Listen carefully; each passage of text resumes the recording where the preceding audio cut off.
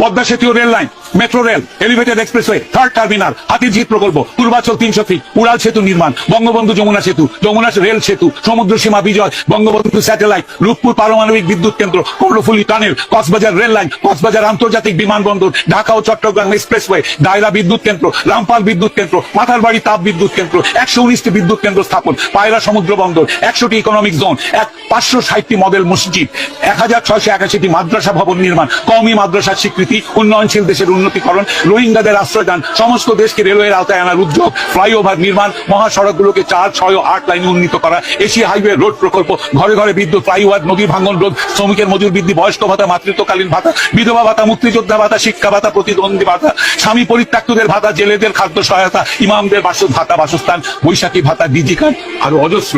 আমার দম কুলাচ্ছে না এতগুলো পড়তে। 15 বছরে যদি এতগুলো কাজ কেউ করে থাকে, তাকে কোন চক্রান্তকারী এই টাকা পাচার করার দেয়? আর সে যদি ডিক্টেটর হয়, খুব ভালো করেছে।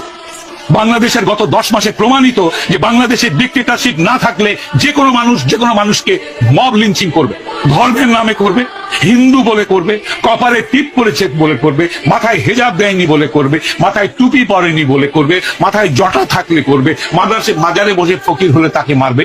মেরেছে, হাজার হাজার মানুষ মেরেছে এরা। ডিক্টেটরশিপ ছাড়া এটা কোনোদিনও কন্ট্রোল সম্ভব নয়। খুব ভালো করেছেন আওয়ামী লীগ শেখ হাসিনা ডিক্টেটরশিপ করলো। তার উচিত ছিল আরো ডিক্টেটরশিপ করে এগুলোকে দমন করা। এইটাই আমি মনে করি।